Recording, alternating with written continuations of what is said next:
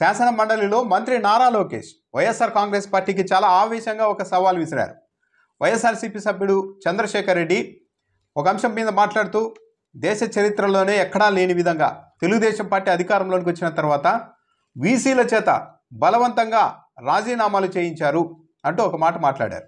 15 మంది వీసీలు రాజీనామా చేశారు ఈ గవర్నమెంట్ వచ్చిన తర్వాత. ఇదివరకు ఎప్పుడు జరగలేదు ఇలా. వీసీలు అనే వాళ్ళు కంటిన్యూగా కొనసాగే వాళ్ళు ప్రభుత్వాలు మారినా ఈ ప్రభుత్వం మాత్రం బెదిరించి రాజీనామాలు చేసింది అని ఒక మాట అన్నారు. దానిపైన నారా లోకేష్ ఎంత ఆవేశంగా స్పందించారో ఒకసారి చూడండి. ఏ ప్రభుత్వాలు మారచ్చేమో కానీ వైస్ ఛాన్సలర్ వ్యవస్థ మాత్రం కంటిన్యూగా కొనసాగుతుంది అధ్యక్ష. దేశంలో ఎక్కడా లేకుండా ఒక ఆంధ్ర రాష్ట్రంలో మాత్రమే ఈ గవర్నమెంట్ వచ్చిన తర్వాత 17 మంది వైస్ ఛాన్సలర్ని బలవంతంగా రాజీనామాలు చేయిస్తారు అధ్యక్ష. ఈ ప్రాసెస్ అనేది ఇప్పటి వరకు ఎక్కడ కూడా జరగలేదు అధ్యక్ష. నిరూపించుకోనండి.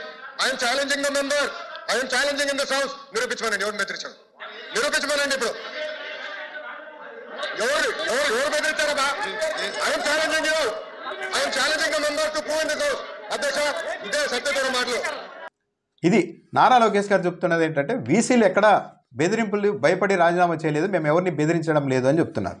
ఎన్ని కావాలంటే అన్ని ఆధారాలు ఉన్నాయి. తెలుగుదేశం పార్టీ అధికారంలోకి వచ్చిన తర్వాత వీసీల్ని బెదిరించి బలవంతంగా రాజీనామాలు చేయించారు అన్నది. రాజీనామా చేసి వెళ్ళిపోండి టీడీపీ కార్యకర్తల అల్టిమేటం. ఏది శ్రీకృష్ణదేవరాయ యూనివర్సిటీ హుస్సేన్ రెడ్డి ఛాంబర్ మీద, ఆయన హుస్సేన్ రెడ్డి అప్పుడు వీసీగా ఉండేవారు, ఆయన ఛాంబర్ మీదకి నేరుగా వెళ్ళి ఇదిగో ఇట్లా వార్నింగ్లు ఇచ్చి మరి డైరెక్ట్ అతను కూర్చోండి చుట్టుముట్టి ఎవరు తెలుగుదేశం పార్టీ విద్యార్థి విభాగ సంఘం వాళ్ళంతా ఇల్లంతా టీఎన్ఎస్ఎఫ్ వాళ్ళు డైరెక్ట్గా ఛాంబర్లోనికి వెళ్ళి పచ్చి బూతులు, ఆ తర్వాత వీడియోలు కూడా బయటకు వచ్చాయి, పచ్చి బూతులు తిట్టి రాజీనామా చేసి వెళ్ళిపోయి ఇది మా ప్రభుత్వం లేకుంటే తీవ్ర పరిణామాలు ఉంటాయని హెచ్చరిస్తే ఆ తర్వాత హుస్సేన్ రెడ్డి రాజీనామా చేసి వెళ్ళిపోయారు. కానీ మేము ఎక్కడ బెదిరించలేదు అంటున్నారు. ఇంకొక విషయం, ఇగో ఆంధ్రజ్యోతి పత్రికలోనే ఆ రోజు రాశారు. ఏమని రాశారు? దిగి వచ్చిన ఏఎన్యూ వీసీ రాజశేఖర్ అని. ఎవరి దెబ్బకి? తెలుగుదేశం పార్టీ విద్యార్థి సంఘం దెబ్బకి దిగి వచ్చారు, రాజీనామా చేశారని స్వయంగా ఆంధ్రజ్యోతి పత్రికే జూన్ 30వ తేదీ రాసుకుంది. అంటే తెలుగుదేశం పార్టీ అధికారంలోకి వచ్చిన వెంటనే ఆచార్య నాగార్జున విశ్వవిద్యాలయం వీసీ రాజశేఖర్ ఎట్టకేలకు తన పదవికి రాజీనామా చేశారు. వర్సిటీలో శనివారం టీఎన్ఎస్ఎఫ్ జనసేన విద్యార్థి సంఘాలు, టీఎన్ఎస్ఎఫ్ జనసేన అంటే తెలుగుదేశం పార్టీ వాళ్ళు జనసేన విద్యార్థి సంఘాలు వీసీ ఛాంబర్కు తాళం వేయడంతో ఆయన దిగివచ్చి రాజీనామా చేసినట్టు వర్సిటీ వర్గాలు తెలిపాయి. ఇంకా ఫోటో కూడా ప్రచురించారు ఆ రోజు ఆంధ్రజ్యోతి పత్రికలో. ఏమి? వీసీ ఛాంబర్కి వెళ్ళి తాళం వేశారు టీఎన్ఎస్ఎఫ్ జనసేన విద్యార్థి సంఘాలు. ఇది బెదిరింపులు కాదా? ఇది బెదిరించడం కాదా? ఇలా చేసి అతనితో రాజీనామా చేయించారు. లోకేష్ మాత్రం మేము ఎక్కడ బెదిరించలేదు అని చెప్తున్నారు. విద్యార్థులు వీసీ ఛాంబర్ ఎదుట బైఠాయించి ధర్నా చేశారు. అనంతరం వీసీ ఛాంబర్కు తాళాలు వేశారు. దీంతో దిగివచ్చిన వీసీ రాజశేఖర్ తన పదవికి రాజీనామా చేస్తూ గవర్నర్ ఉన్నతాధికారులకు లేఖ పంపించారు. ఈ ఆందోళనలో టీఎన్ఎస్ఎఫ్ అధ్యక్షుడు నితీష్ యాదవ్, జనసేన అధ్యక్షుడు జగదీష్ తదితరులు పాల్గొన్నారు. అది కాకినాడ జేఎన్టీయూ ఉపకులపతి జీవీఆర్ ప్రసాదరాజు తన పదవికి సోమవారం రాజీనామా చేశారు. సేమ్ ఆయన్ని కూడా ఇలాగే బెదిరించి రాజీనామా చేయించారు. కానీ మేము ఎక్కడ బెదిరించలేదు అంటున్నారు. ఇంకొక విషయం, ఇంకా చాలా జరిగాయి. ఆ తర్వాత మూకుమ్మడిగా వీసీలు రాజీనామాలు చేశారు. ఎలా చేశారు? కడపలోని యోగి వేమన విశ్వవిద్యాలయం వైస్ ఛాన్సలర్ చింతా సుధాకర్ గవర్నర్ కార్యాలయానికి రాజీనామా సమర్పించారు. టీడీపీకి చెందిన ఒక వ్యక్తి విద్యాశాఖ మంత్రి ఓఎస్డీగా తాను చేరబోతున్నానని, వైఎస్ఆర్సీపీ ప్రభుత్వంలో నియమితులైన వీసీలు రిజిస్ట్రార్లు రాజీనామా సమర్పించాలని ఫోన్లు చేశారు.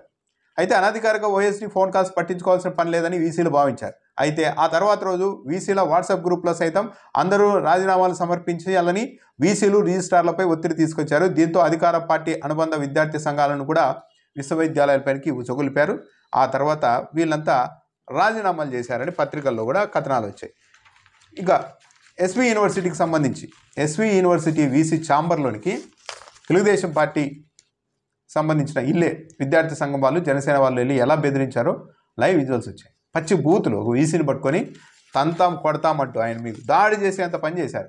అక్కడున్న సిబ్బంది అడ్డుకోకపోతే ఆ రోజు కొట్టేసి ఉండేవాళ్ళు. ఎందుకంటే వైఎస్ఆర్ కాంగ్రెస్ పార్టీకి 11 సీట్లు వచ్చాయి, మాకు 164 సీట్లు వచ్చాయి, కేంద్రంలో మా వాళ్ళే, మొత్తం ఇక్కడ మాదే, ఇంకా మమ్మల్ని బెదిరించే మొగోడే ఈ దేశంలో లేడు అన్నట్టు వీసీ ఛాంబర్ల మీదకి వెళ్ళి దాడి చేశారు. వీసీలు కొట్టేంత పని చేశారు. పచ్చి బూతులు తిట్టారు.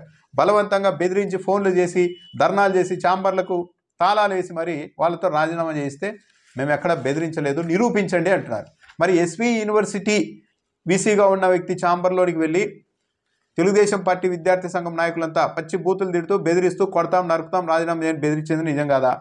ఎస్కే యూనివర్సిటీ వీసీ ఛాంబర్కి వెళ్ళి ఇదే టీఎన్ఎస్ఎఫ్ విద్యార్థి సంఘాల వాళ్ళు బెదిరించి రాజీనామాలు చేయాలంటూ బెదిరించింది నిజం కాదా? ఇది బెదిరింపుల కిందికి రావా? ఒక అధికార పార్టీకి సంబంధించిన విద్యార్థి సంఘం నాయకులు ఏకంగా ప్రభుత్వం మారంగానే వీసీ ఛాంబర్లకు వెళ్ళి ఈ విధంగా బెదిరించారంటే అది బెదిరింపుల కిందికి రాదా? ఆంధ్రజ్యోతి పత్రికలోనే రాశారు ఎట్టకేలకు దిగి వచ్చిన వీసీలు అని రాజీనామా చేసినప్పుడు. టీఎన్ఎస్ఎఫ్ వాళ్ళు జనసేన విద్యార్థి సంఘం వాళ్ళు ఆందోళన చేయగానే వీసీలు రాజీనామా చేసేసారు, ఎట్టకేలకు దిగి వచ్చారని రాశారు. మరి ఇవి బెదిరింపులు కాదా? నారా లోకేష్కి నేను ఓఎస్డీగా జాయిన్ అవుతున్నానంటూ ఒక వ్యక్తి అందరికీ ఫోన్లు చేసి మీరంతా రాజీనామాలు చేసి వెళ్ళిపోండి అని పత్రికల్లో కథనాలు వస్తే ఆ రోజు ఎందుకు ఖండించలేదు తెలుగుదేశం పార్టీ కానీ నారా లోకేష్ కానీ? ఇవన్నీ ఎవరు కూడా ఏ వీసీ కూడా టైంపాస్కి రాజీనామా చేయరు. ఏకంగా మూకుమ్మడిగా రాజీనామాలు చేసేసారు గవర్నమెంట్ మారంగానే. లేదు దీంట్లో మా బెదిరింపులే లేవు, మేమంతా వాళ్ళని కొనసాగమని చెప్పాము, వాళ్ళే రాజీనామా చేశారు అన్నట్టుగా నారా లోకేష్ గారు చెప్తే ఎవరు నమ్ముతారు? కళ్ళ ముందు కనిపించాయి కదా, ఛాంబర్ల మీదకి మీ విద్యార్థి సంఘం వాళ్ళని పంపించి దాడులు చేయడాలు. ఒక నెల రోజుల పాటు మామూలుగా జరిగాయి ఆ దాడులు. శిలాఫలకాలు పగలగొట్టడం, వర్సిటీలో వైఎస్ఆర్ విగ్రహాలు ఉంటే ట్రాక్టర్లు కట్టి ఈడ్పించడాలు మామూలుగా చేశారు ఒక నెల రోజుల పాటు. అవన్నీ చూసిన తర్వాత ఏ వీసీ అయినా కూడా పదవిలో కొనసాగే సాహసం చేస్తారా? ప్రభుత్వమే ఆర్గనైజ్డ్గా తన విద్యార్థి సంఘాలని, పోలీసుల్ని, అధికారులని అంతా ఈ విధంగా ప్రయోగిస్తూ ఉంటే ఏ వీసీ అయితే ప్రశాంతంగా పనిచేయాలనుకుంటారు?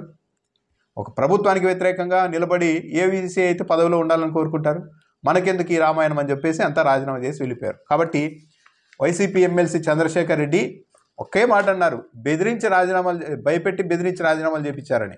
ఎవరు చేయించారని కూడా అంతనే వెంటనే నారా లోకేష్ గారు లేచి నిరూపించమండి అంటూ మోతాదుకు మించే స్పందించారు. మరి ఇవన్నీ బెదిరింపులు కదా?